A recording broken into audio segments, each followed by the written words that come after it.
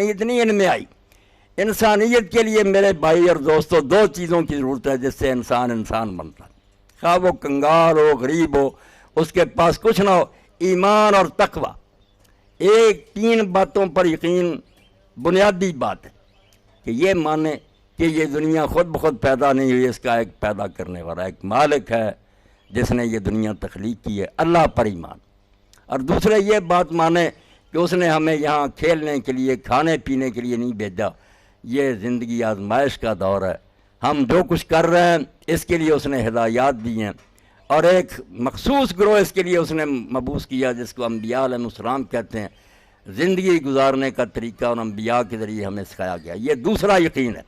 اور تیسری بات یہ کہ زندگی کا سلسلہ مرنے سے ختم نہیں ہو جاتا، موت کے بعد ہم ایک وسیع دنیا میں پہنچ جاتے ہیں، عالم آخرت۔ یہ تین بنیادی عقیدے ہیں جن کے ذہن میں پیدا کیے بغیر انسانیت نہیں آ سکتی۔ آپ ہر شخص کو پی ایچ ڈی کرا دینا اور ہر شخص کوٹھی اور بنگلے میں رہنا شروع کرے، کبھی انسان نہیں بنیں گے، ہو سکتا ہے اس سے زیادہ بدماش بن جائیں، نیکی نہیں آئے گی۔ یہ تین عقیدے فنڈامنٹلز جو ہے کہ آدمی مانے کہ میرا ایک مالک ہے، یا اس نے جب میں بھیجا میرے لیے ایک ضابطہ مقرر کیا، اور موت کے بعد میری زندگی میں کیے ہوئے اعمال کا نتیجہ میرے سامنے آئے گا۔ یہ تین اساسیات ہیں، ایسے بنیادی عقیدے ہیں جب ذہن میں بیٹھ جاتے ہیں تو انسان بن ہی کچھ اور جاتا ہے۔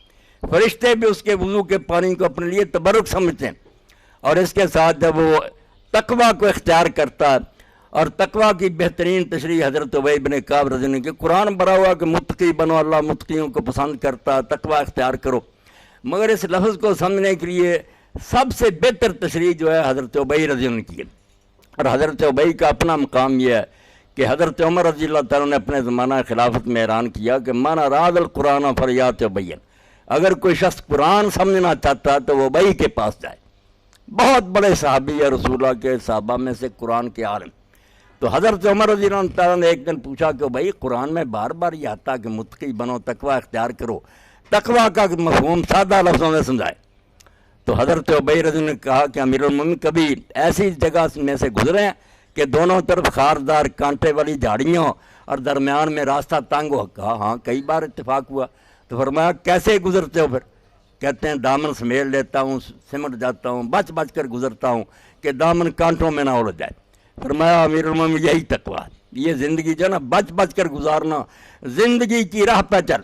یہ اسلام پر تو مطلب لوگ جو نہیں صحیح سمجھتے وہ کہتے ہیں ترقی میں حائل نہیں، اللہ تعالیٰ کہتا ہے آسمان تک جاؤ کوئی اعتراض نہیں، مگر زندگی کی راہ پہ چل، لیکن ذرا بچ بچ کے چل۔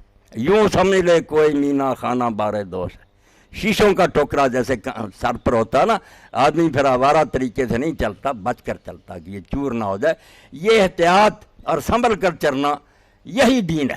تو ایمان ہے تین باتوں کا ماننا کہ اللہ کو مانے، رسول کو مانے اور بعد والی زندگی کو مانے، اور تقویٰ پھر عملی زندگی میں ان اصولوں کی پابندی کرے جو اللہ تعالیٰ نے زندگی گزارنے کے لیے ہمیں دی ہیں، جن چیزوں سے روکا رکے، جن کا حکم دیا وہ کریں۔